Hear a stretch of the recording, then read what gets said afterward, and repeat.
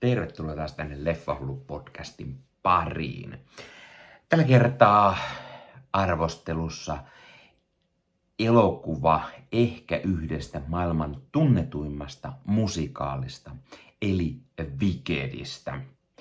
Wicked on nyt käännetty siis elokuvaksi ja vihdoin pääsin tämän ensimmäisen osan näkemään. Eli arvostelussa siis Wicked Part 1, joka tuli juuri digitaalisesti vuokrattavaksi, joten vuokrasin sen saman tien, jotta pääsee näkemään tämän. No, mikä se on meikäläisen suhde sitten tähän musikaaliin? Entä muihin Ihmemaa Oz-filmatisointeihin? Ja ennen kaikkea, mitä mieltä olin tästä elokuvasta? No, niihin vastauksia tuota pikaa. Jos katsot YouTubesta, niin pistä kuitenkin kanava tilaukseen, jos ei se vielä ole, ja pistä peukkua, jos pidit tästä, ja muista jättää kommenttia myös tähän videoon. Eli Wicked osa 1. En ole nähnyt koskaan Wicked-musikaalia, enkä muista koskaan kuuleeni edes näitä ikonisia biisejä, tai että ne olisi millään tavalla itselleni tuttuja. Ihmemaa Oz-filmatisoinnit on kyllä tuttuja sen verran, että olen nähnyt sen vuoden 1939 Ihmemaa Oz-elokuvan sekä vuoden 2013 mahtava Oz-elokuvan. Nämä on oikeastaan ainoat nämä filmatisoinnit, mitä mä oon nähnyt.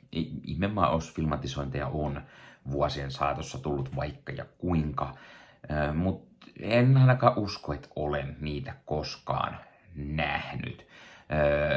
Se alkuperäinen taisi saada jonkunlaisen jatko-osan joskus kasarilla. Sitten on erinäköisiä piirrettyjä versioita tullut.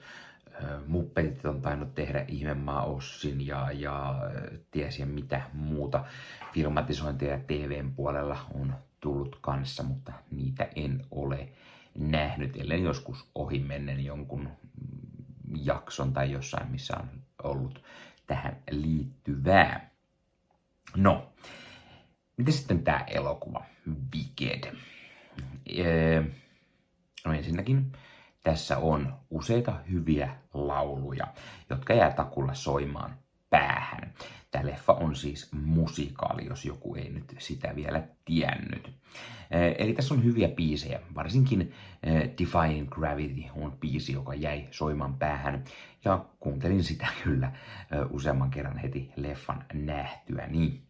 Mutta yllättävän kyllä tässä on vielä jonkun verran sellaisia vähän unohdettavampia biisejä, jotka ei kyllä niin kuin jäänyt mitenkään mieleen kohtauksen jälkeen. Ehkä pitäisi kuunnella soundtrackia useamman kerran, että ehkä osaisi kertoa sitten, jääkö ne soimaan päähän tai mitä mieltä niistä biiseistä on. Leffan pääosassa nähdään Ariana Grande ja Cynthia Erivo, jotka on suorastaan häikäisevän loistavia, mahtavia rooleissaan, siis todella mahtavia laulajia varsinkin. Ja he sopii täydellisesti tämän Elpapan ja Kalindan rooliin. Ja siis varsinkin Cynthia Erivon laulutaidot löi meikäläisen ihan ällikällä. Siis toki Ariana Grande osaa laulaa, senhän mä tiesinkin, koska hän on laulaja. Mutta se, että kuinka mahtava Cynthia Erivo oli, niin tää oli ihan niin kuin wow. Mä oon nähnyt sen jälkeen nyt joitain pätkiä jossain, missä hän laulaa. Toki tiesin, että hän osaa laulaa, koska mä näin Oscar-gaalassa just tätä ennen, jossa hän esiintyi. Ja mä olin, että hän osaa laulaa. Mutta nyt varsinkin mä olin että wow, hitto mikä laulu ääni. Ja Cynthia Erivo on myös todella mahtava näyttelijä. Ja viimeistään tässä mä nyt tiedostan sen. Mä oon nähnyt hänet parissa leffassa joskus aiemmin, mutta ei oikein jäänyt niinku mitenkään mieleen erityisen hyvin. Tai sitten mä oon jotenkin unohtanut ne leffat sen verran, että en muista kunnolla niitä leffojakaan, mutta myös en hänen roolisuoritustaan. Mutta Erivo tulkitsee tätä hänen hahmoaan todella mahtavasti. Me nähdään hänessä monia puolia. Nähdään ujo, väärin ymmärretty, kiusattu, tämmöinen nuori nainen, ja joka sitten leffan edetessä kasvaa tällaiseksi päättäväiseksi ja hyvin voimaannuttavaksi hahmoksi. Ja mä pidin todella paljon tästä roolisuorituksesta. Myös Grande toimii hienosti tämmöisenä vähän itsekkäänä, hemmoteltuna hahmona, Kalindana, joka kuitenkin välillä osaa ottaa muutkin huomioon. Joskin mun tuli paljon mieleen hänen hahmostaan tämmönen Mean Girls-leffa. Ja oikeastaan tähän leffaan muutenkin tulee mieleen vähän, ne on niin vähän niin kuin Mean Girls yhdistettynä Harry Potteriin tai tällaisen taikakouluun tai tällaiseen. Ja sitä tässä onkin tässä elokuvassa. Tämä elokuva siis kertoo Ihmemaa Otsista tutuista pahasta, idän pahasta noidasta ja sekä sitten tästä lännen hyvästä Glinda haltijasta, noidasta velho, mikä hän on ja miten he tapaa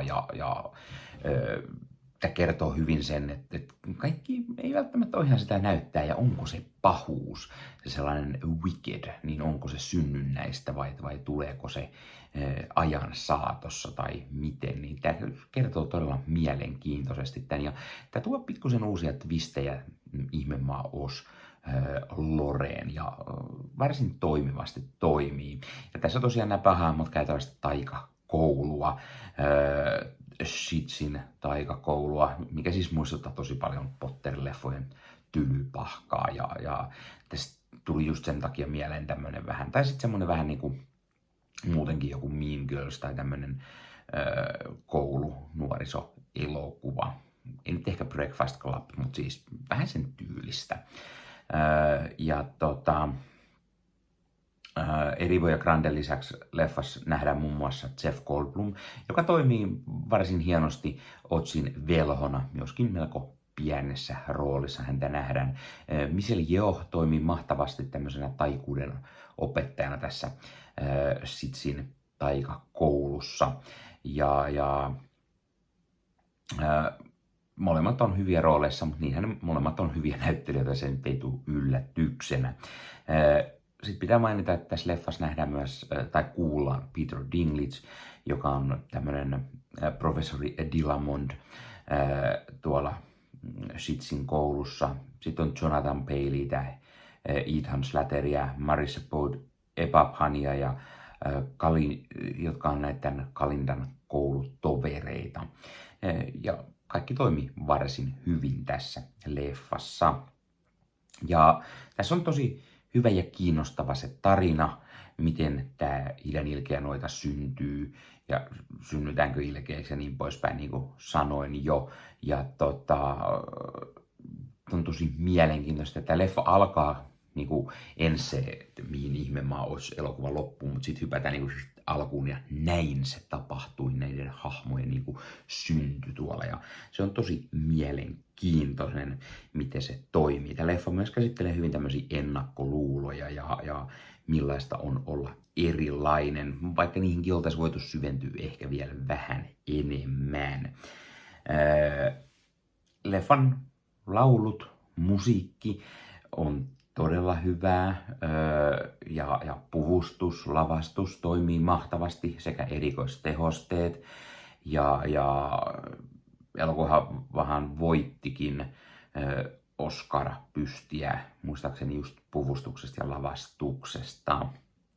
Ja tämä elokuva onkin tämmöinen ihastuttava musikaalifantasia satu, jos on mukana vähän yllättävää ystävyyttä ja pikkusta rakkaustarinaa siellä taustalla ja tämmöinen kantaa ottava myöskin. Samalla tämmöinen iso blockbuster-leffa. Tämä leffa kestää sen noin 2 tuntia 40 minuuttia, eli saman verran mitä se Wicked-musikaali, mutta tämä on se osa 1, eli jatko-osa on tulossa. Jotkut miettii, että onko tämä sitten liian venytetty, jos tähän puolikas kestää jo saman verran, mitä se koko musikaali. Mutta mä sanoin, että tämä ei tunnu mitenkään liian pitkältä, vaan aika lentää siivillä tai luudalla. Ja toimii varsin hyvin. Pikkusen ehkä sieltä täältä olisi voinut vähän napsasta pois. Tiettyjä tarinoita olisi vähän voitu nopeuttaa tai joku pikkusivu juonne ehkä jättää sieltä pois, mut varsin toimiva silti myös tällaisena. Mä viihdyin tämän parissa. Ja jotkut biisit, varsinkin se Defying Gravity on semmonen, mitä tykkää kuunnella heti tämän jälkeen ja haluaa kuunnella enemmänkin ja näin. Ei musta välttämättä tullut heti näiden biisien semmoista isoa fania muuta kuin tämän yhden oikein. Mutta mä odotan tosi mielenkiinnosta kakkososaa ja sitä, että millaisia biisejä siinä on, koska jos tää oli se musikaalisen ekapuolisko, niin varmasti tulee vielä monta semmoista isoa biisiä siinä kakkososassa. Ja mä haluan nähdä lisää Syntiä Erivoa ja miten Ariana Grande ehkä pääsee vielä enemmän niin kuin vauhtia tämän hahmon kanssa. Ja toivottavasti nähdään myös Goldblumia ja Yeohia lisää siinä kakkososassa. Kaiken kaikkiaan mä siis pidin tästä leffasta ja arvosanaksi mä antaisin täällä varmaan semmosen, mitä mä nyt sanoisin, 8,5/10. Eli vähän olisi voinut jotain vielä olla, ehkä pikkusen, tässä on vähän semmoiset, että välillä tässä jutellaan ja sitten välillä lauletaan, mikä on tietty musikaalisesti ihan ymmärrettävää. Ei laulettu koko ajan, mikä oli ehkä vähän yllättävää, mutta sitten myös vähän, osa biisestä oli vähän semmoisia, että no, en mä nyt oikein tiedä, niin sen takia 8,5/10. Mutta siis iso suositus, jos et ole leffaa nähnyt. Laita kommentteja myös, ootko sä nähnyt tämän leffan, tai ootko sä nähnyt Wicked-musikaalin joskus ihan livenä. Miten mieltä oot tästä leffasta tai sit musikaalista? Mikä on sun suosikkilaulu tästä? Odotatko innolla kakkososaa? Ja mikä on sun lempimusikaali elokuva all time? Tai tykkäät katsoa musikaaleja? Onko tämä semmonen leffa, mitä sä et tajua edes nähdä välttämättä, koska tää on musikaali? Pistä kommentteja. Ja hei, jos katsot YouTuben puolelta, niin pistä peukkuun, jos pistä kanavatilauksen muistokellosta päälle näitä aina, koska tulee uusia videoita ja sen lisäksi auttaa kanava kasvamaan. Eli kiitos kaikille, jotka olette kanavan tilanneet. YouTuben puolella siellä on jäsenyydet, superominaisuudet päälle. Sieltä voi jäsenet tulla kanavan jäseniksi ja sieltä saa erikoismainintaa esimerkiksi tohon nimen, kun on kanavan jäsen ja sit saa erinäköisiä hyviä asioita. Näkee ennakkoonkin.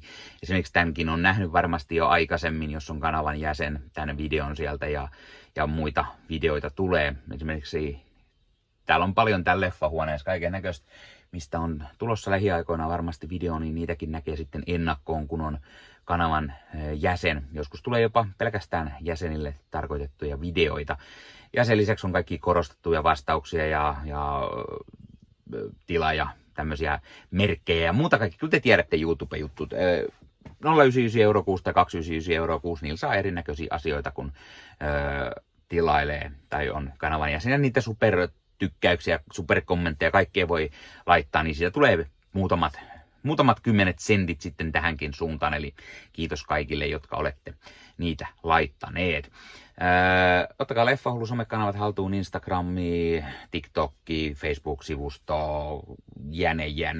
Meikäläinen tekee Marvel Podcast Suomea, Star Wars Podcastia ja sitten sen lisäksi meikäläinen kuuluu Leffamediaan, jos on yli 30 sisäntuottajia, jotka rakastavat leffoja ja sarjojen katsomista, niiden arvostelemista ja kaikkeen leffoja ja sarjoihin liittyvää. Sieltä löytyy leffa- ja sarja-aiheiset uutiset, huhut, trailerit, sieltä löytyy haastatteluja, kaikennäköistä leffa- ja sarja-aiheista.